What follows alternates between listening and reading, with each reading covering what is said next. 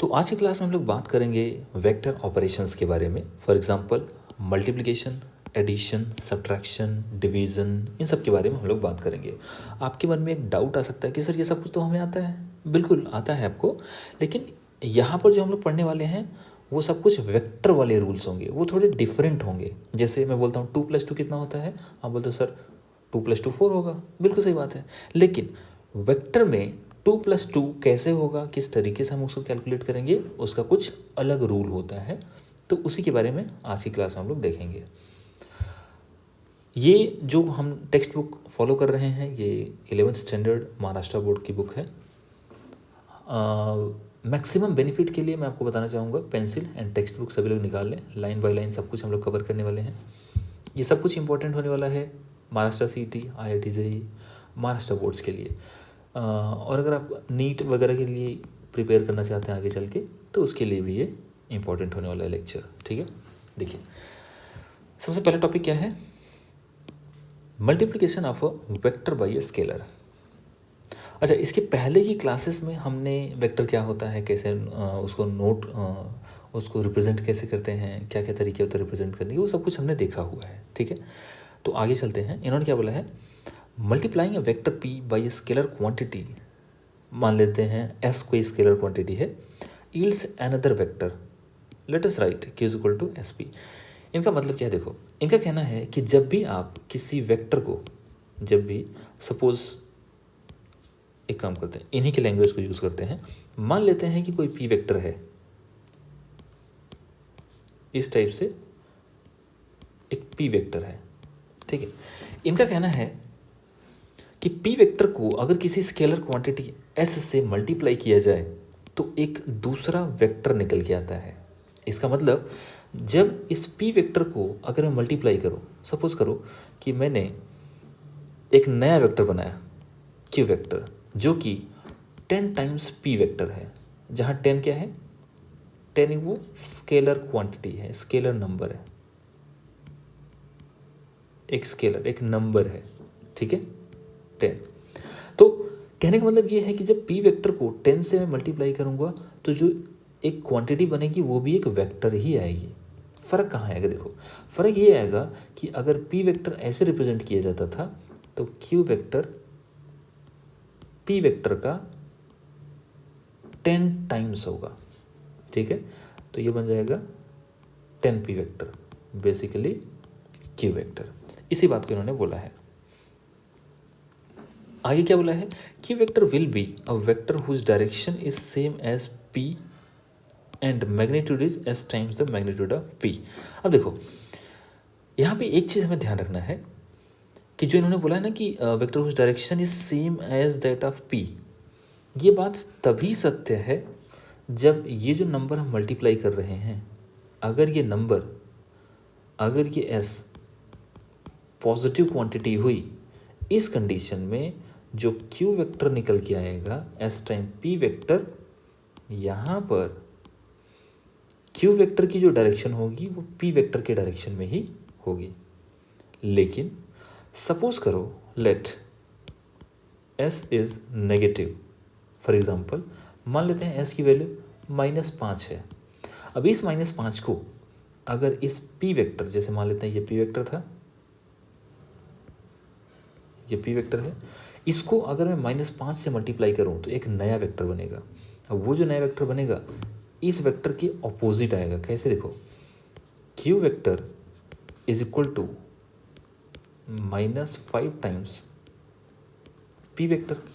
तो देखो मैग्नीट्यूड तो 5 टाइम बढ़ जाएगा, लेकिन ये नेगेटिव बता रहा है कि पी वेक्टर की डायरेक्शन बदल जाएगी।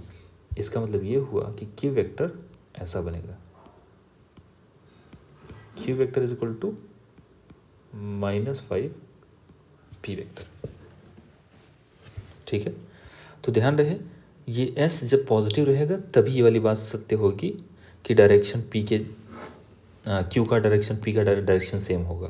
ठीक है, आगे बढ़ते हैं। अच्छा, इन्होंने ये भी बोला है कि and magnitude is s times the magnitude of P. बिल्कुल सही बात है भाई, इसका मैग्नीट्यूड अगर 1 था तो इसका कितना हो जाएगा, 10 टाइम्स। ओके, आगे बढ़ते हैं।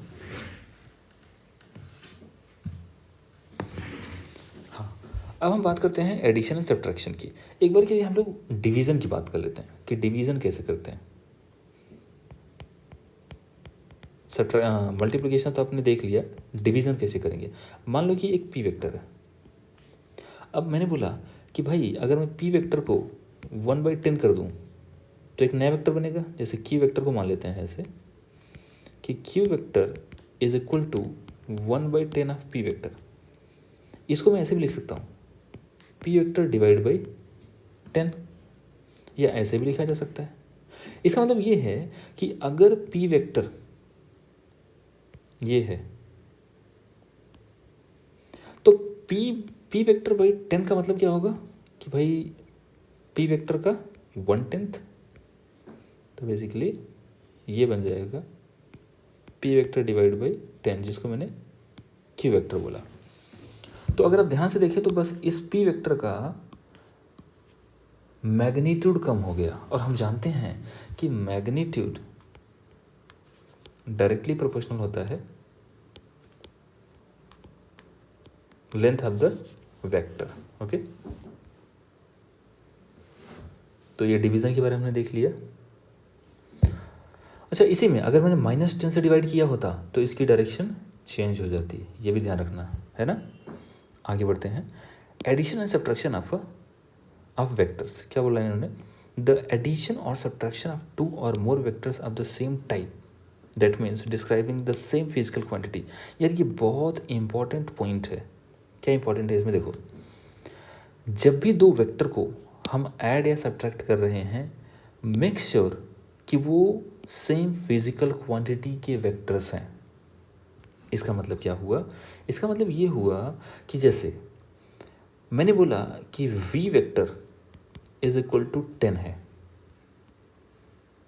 जैसे मान लो, हाँ इन्होंने बोला कि मान लो a vector plus b vector करना है, तो a vector plus b vector मान लेते हैं ये कोई नया वेक्टर निकल गया है c वेक्टर। जैसे हम बोलते हैं ना कि 2 + 3 कितना होगा, तो आप बोलते हैं 5 होगा।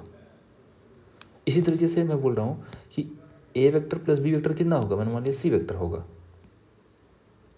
अब ये जो लाइन लिखी हुई है कि vectors of the same type describing the same physical quantity, इनका मतलब ये है कि अगर ये वेलोसिटी को रिप्रेजेंट कर रहा है तो ये भी वेलोसिटी ही होना चाहिए। दोनों वेक्टर सेम फिजिकल क्वांटिटी होनी चाहिए। अगर ये डिस्प्लेसमेंट है तो ये भी डिस्प्लेसमेंट होना चाहिए। मतलब vector a and vector b both must describe same physical quantity। ठीक है, ये बात हमें ध्यान रखना है। ऐसा नहीं हो सकता कि वेलोसिटी वेक्टर और डिस्प्लेसमेंट वेक्टर को ऐड कर दो, वो गलत हो जाएगा। फिर क्या बोला इन्होंने, give rise to a single vector such that the effect of this single vector is the same as the net effect of the vectors which have been added or subtracted। इनका मतलब बस ये है कि दोनों का रिजल्टेंट जो आएगा वो कोई एक सिंगल वेक्टर निकल के आएगा जो कि उन दोनों का कॉम्बाइन इफेक्ट देगा।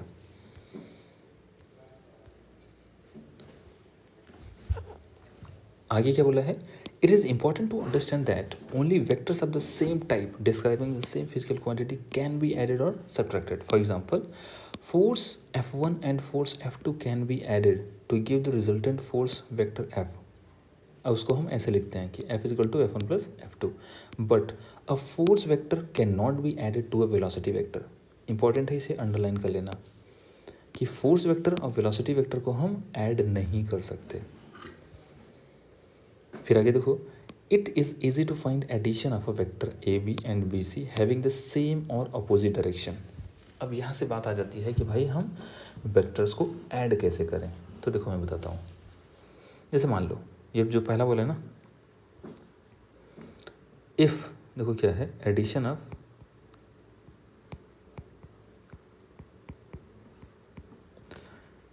Of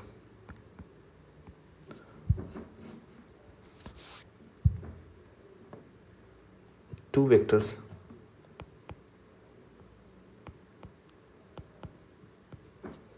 having same or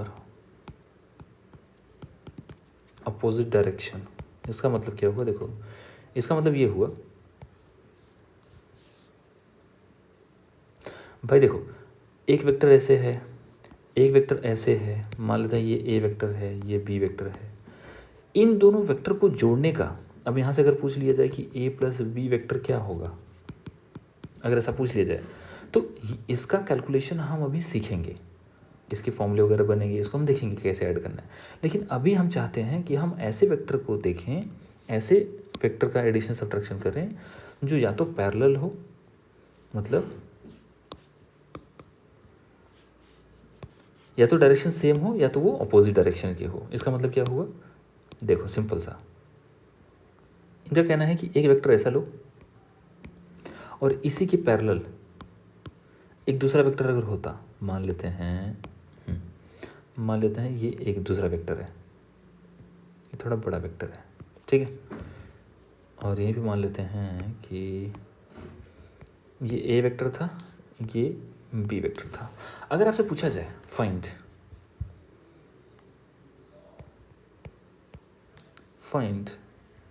addition of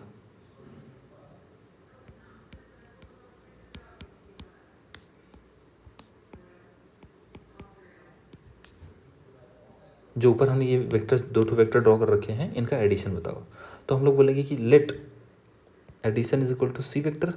मान लेते हैं कि जो नया वेक्टर बनेगा दोनों को ऐड करने के बाद वो सी वेक्टर बनेगा, और जैसी बात है कि C vector A vector plus B vector के बराबर होगा, इसमें तो कोई डाउट की बात ही नहीं है।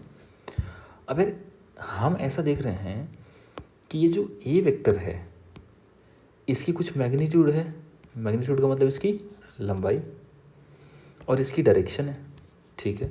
ऐसे में बी वेक्टर को देखता हूँ तो बी वेक्टर इतना लंबा है, इतना, और इसकी डायरेक्शन सेम है, मतलब इस वेक्टर और इस वेक्टर की डायरेक्शन तो सेम है, बस मैग्नीट्यूड का अंतर है। एग्जाम्पल के लिए मान लेते हैं कि अगर मॉड ए की वैल्यू 5 है और मॉड बी की वैल्यू मान लेते हैं 7 है, तो मैं बोलूँगा क्योंकि दोनों की डायरेक्शन तो सेम है, इसका मतलब, अब देखो तरीका क्या होता है वेक्टर को ऐड करने का। आप एक काम करो, दोनों ही वेक्टर को, एक मिनट,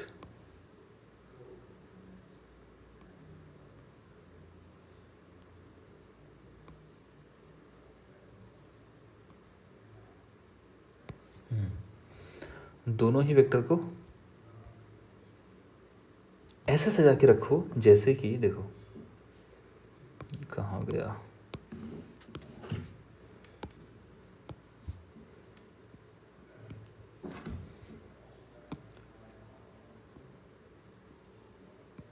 इस वेक्टर को शिफ्ट कर दो,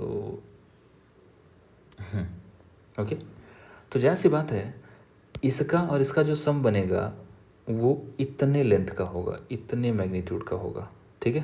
तो देखो इनका जो सम है, अगर मैं उसको रेड से दिखाना चाहूँ तो मैं बोलूँगा कि यहाँ से इतना लंबा, भाई ऐसा मैं क्यों कर रहा हूँ, देखो पहला वेक्टर इतना लंबा है, दूसरा वेक्टर इतना लंबा है, तो सोच के देखो, अच्छा दोनों की डायरेक्शन सेम है, अगर डायरेक्शन सेम है तो डायरेक्टली ऐड हो जाएगा, कोई दिक्कत की बात नहीं है। तो इस कंडीशन में क्या होगा, क्योंकि दोनों की डायरेक्शन सेम है तो दोनों का मैग्नीट्यूड, अगर ये 5 है ये 7 है तो दोनों को जोड़ दो तो कितना हो जाएगा 12। इसका मतलब जो सी वेक्टर आया है, ये जो सी वेक्टर आया है इसका मैग्नीट्यूड कितना हो जाएगा 5 + 7 = 12, और डायरेक्शन जो इसकी थी वही इसकी भी बनी रहेगी, ठीक है। कोई डाउट की बात नहीं, बस इतना ही है कि हाँ अगर ये एक वेक्टर है, ये दूसरा वेक्टर है तो ये उनका समेशन होगा। अच्छा एक दूसरा एग्जांपल लेते हैं। अगर मान लो कि ये वेक्टर ऐसे ना हो के ऐसे रहते, मान लो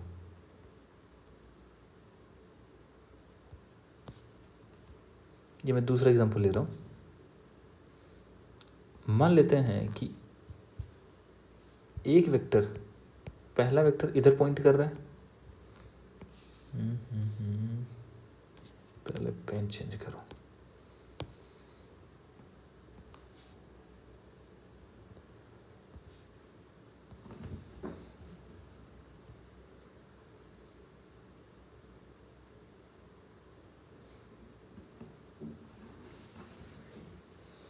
अब इन दोनों वेक्टर को अगर मुझे ऐड करना है तो मैं क्या करूँगा, देखो मैंने बोला कि मान लेते हैं ये अपने दो वेक्टर्स हैं, ठीक है। और ये दोनों वेक्टर कौन से हैं, ये वही अपना ए वेक्टर जिसका मैग्नीट्यूड 5 है, और ये अपना बी वेक्टर जिसका मैग्नीट्यूड हमें पता है, वही यहाँ लिख देता हूँ। Magnitude of b is 7 and magnitude of a is 5। अच्छा, एक चीज़ और भी पता है कि ये जो बी वेक्टर है ये ऑपोजिट डायरेक्शन में है ए वेक्टर के कंपैरिजन में। अब इनका वेक्टर सम करेंगे तो कैसे करेंगे, देखो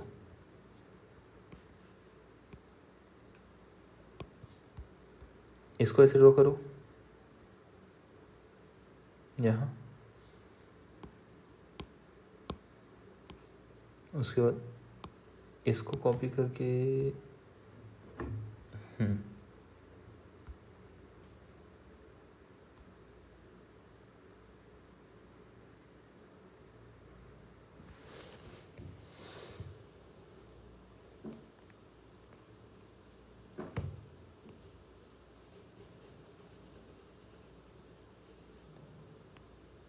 इस टाइप से रख देते हैं अपन। अच्छा सोचिए, देखो जब दोनों सेम डायरेक्शन में पॉइंट कर रहे थे, जब दोनों सेम डायरेक्शन में पॉइंट कर रहे थे तो हमने जोड़ दिया था। अब यहाँ पे दोनों अपोजिट डायरेक्शन में पॉइंट कर रहे हैं, इसका मतलब यहाँ पर जो अपना सम आएगा दोनों का, इसको थोड़ा सा आगे हम लोग पढ़ते हैं। ये रहा, देखो अगर एक इतना बड़ा है, दूसरा इतना बड़ा है और अपोजिट डायरेक्शन में है, तो इन दोनों का जो सम आएगा वो इतना आ जाएगा। कैसे भाई, जाहिर सी बात है, ये तो इतना पूरा रहेगा ही रहेगा, लेकिन इतना इसमें से गायब हो जाएगा। इतना लेंथ दोनों कैंसल आउट कर देंगे तो सिर्फ इतना लेंथ बचा रह जाएगा। ओके, तो इसी लेंथ को हमने यहाँ पे दिखा दिया है। उसी तरीके से अगर मैं इस वाले को आपको बताना चाहूँ, थोड़ा इधर शिफ्ट कर देते हैं। हाँ, अब देखो क्या होगा कि इतना लेंथ आपस में कैंसल आउट कर देगा, तो अपने पास ये लेंथ बचा रह जाएगा।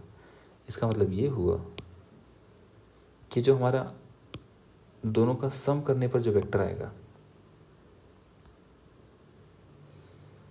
सी vector is equal to vector A plus vector B, ये बेसिकली इस लेंथ के बराबर आएगा। ये ए वेक्टर था, ये बी वेक्टर था, तो ये अपना बनेगा सी वेक्टर। मैंने यहाँ से यहाँ तक ही क्यों बनाया, आपको समझ में आ रहा होगा क्यों, क्योंकि इतना लेंथ आपस में कैंसल आउट हो जाएगा, सिर्फ यही लेंथ बचेगा जो मैग्नीट्यूड वाइज बाहर बच जाएगा। ठीक है, अगर इसमें आप कंफ्यूज हो रहे हो तो आप कंफ्यूज मत हो। मैग्नीट्यूड वाइज सी वेक्टर बराबर होगा ए माइनस बी। जैसी बात है, ए कितना था, ए था 5, बी कितना था 7, तो माइनस का 2 बचा। इसलिए जो सी वेक्टर आएगा वो माइनस का 2 इंटू डायरेक्शन अपोजिट वाली। ठीक है, तो ये वेक्टर रिप्रेजेंट कर रहा है 2 को, सी वेक्टर को।